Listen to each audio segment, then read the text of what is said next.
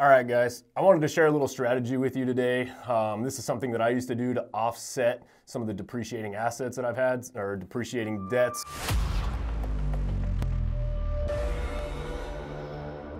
What I mean by that is the toys, right? All the stuff that we like to go out and buy, the things we like to reward ourselves with.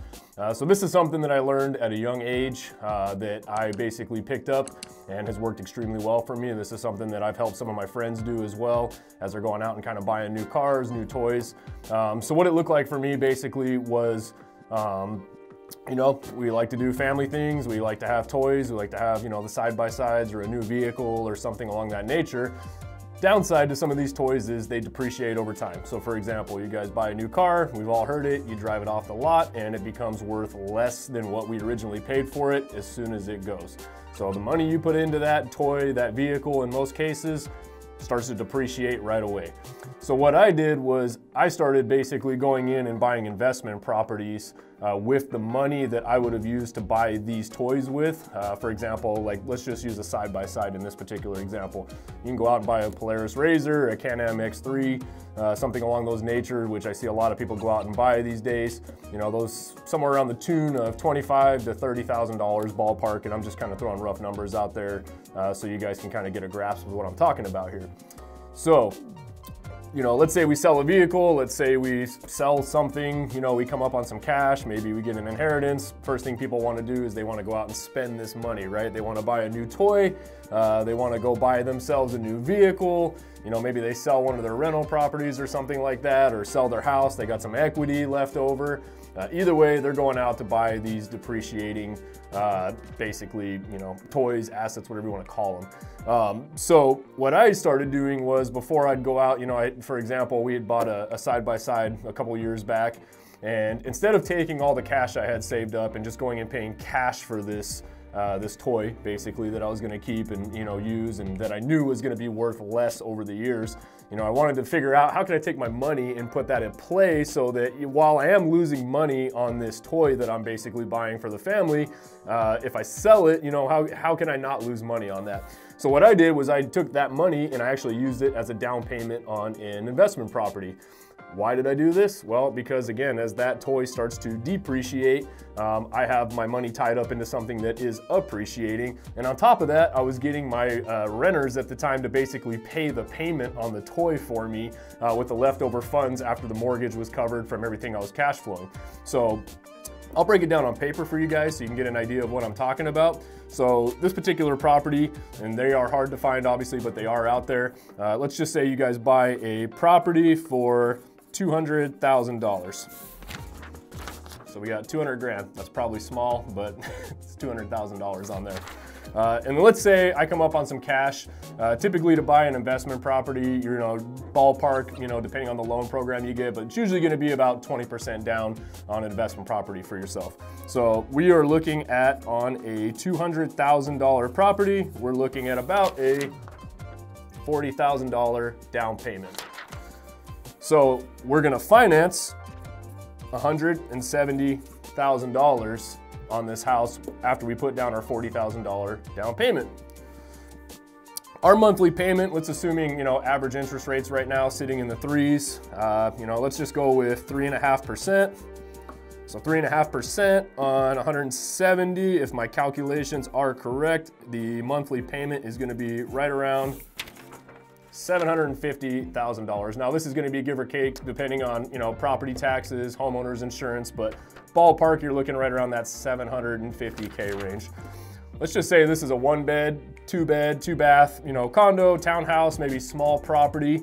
Those on average right now are renting anywhere from $1,000 to $1,500 a month depending on the area you're in. But let's just kind of land in the middle. And again, these are just kind of rough numbers to paint the picture for you guys of what I've done in the past that's worked very well for me. $1,200 a month. So if our monthly mortgage is $750 a month and I am renting this thing out for $1,200 a month, that is leaving me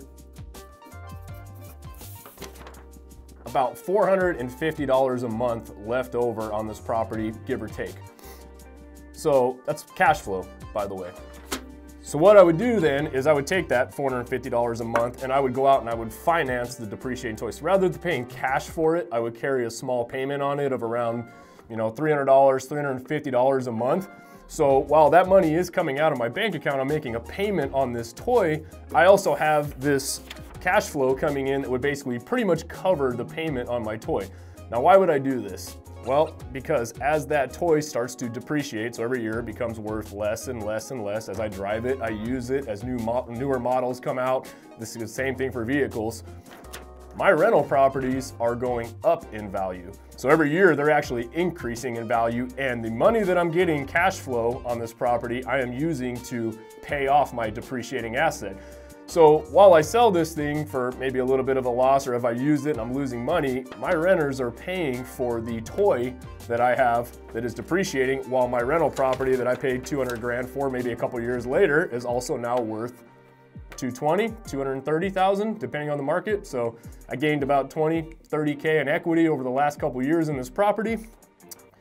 My tenants have basically paid the mortgage on this property for me, and the money I have left over, I'm using to pay the payment on my side-by-side. So now, instead of just straight losing money on these toys, my renters, like I said, are paying that payment for me, and I'm making up the lost depreciation on the toy, and it is going back into my property.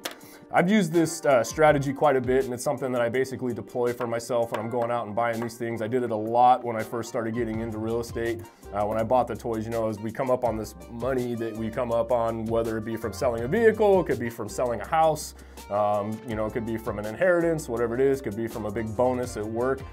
Think about how you're using this money. I see this quite a bit, especially over my years in real estate. I've had clients that have had a decent amount of money. They say, hey, I want to go, I want to buy a new house. I want to, do whatever with this money. And then, next thing you know it, they go out and they buy a toy instead. They give into the temptation of that. We all want the fun things. I completely understand it. But learn how to put that money to work for you, so that while these things are depreciating, you're going to lose money on them as they go over. They get older, you use them, they wear out. You're not going to be able to sell them in most cases for what you paid for them. Use that real estate appreciation and use the cash flow that you're making to pay that. So while one is going down, you're still making it on the other end. So that's what I would recommend, maybe something to look in for you guys. It's a strategy that's worked very well for me personally. Like I said, we threw some rough numbers out there today, but try to think about how you're using your money moving forward and where you're using it.